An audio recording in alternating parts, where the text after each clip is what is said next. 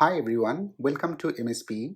Today we are going to discuss the histomorphological features of Hailey-Hailey disease and Darier disease.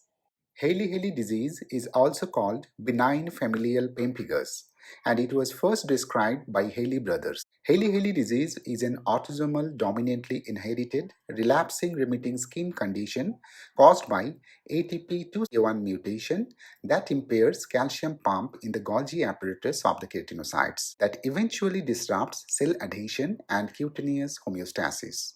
Hailey-Hailey disease has a predilection for intertriginous areas such as the groin, perineum, axilla, nape of the neck, and inframammary areas. Mucosa is often spared. Multiple longitudinal white bands or longitudinal leukonychia are evident in about 70% of the patients. Hailey-Hailey disease usually heals without scarring. However, post-inflammatory hyperpigmentation as a sequelae is commonly seen.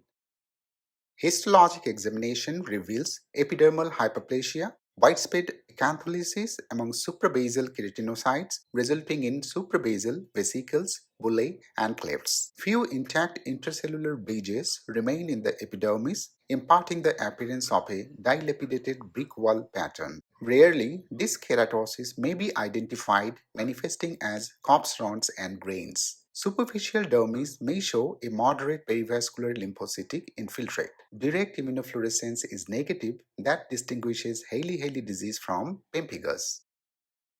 Copstones and grains are more frequently identified in Darier disease. Copstones, or round bodies in French, are dyskeratotic rounded keratinocytes in the superficial spiny and granular layer with pycnotic nucleus, perinuclear halo with a thin rim of eosinophilic cytoplasm, while grains are small dyskeratotic keratinocytes in the stratum corneum having elongated nuclei.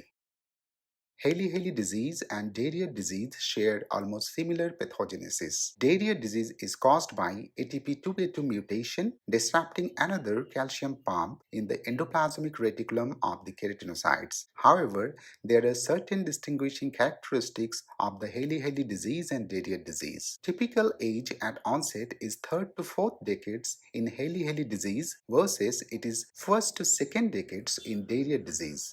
Hailey-Hailey disease often improves with age, whereas Darier disease worsens with age. Mucosal and hand involvement are common in Darier disease. It frequently involves seborrheic areas of the body, including scalp, face, upper chest, and back. Acantholytic zones commonly involve adnexal structures, particularly hair follicles, hence follicular plugging and dyskeratosis are more evident in Darier disease, and acantholysis is less prominent. Another important feature is suprabasal cleft with retained single layer of basal cells overlying dermal papillae forming villi.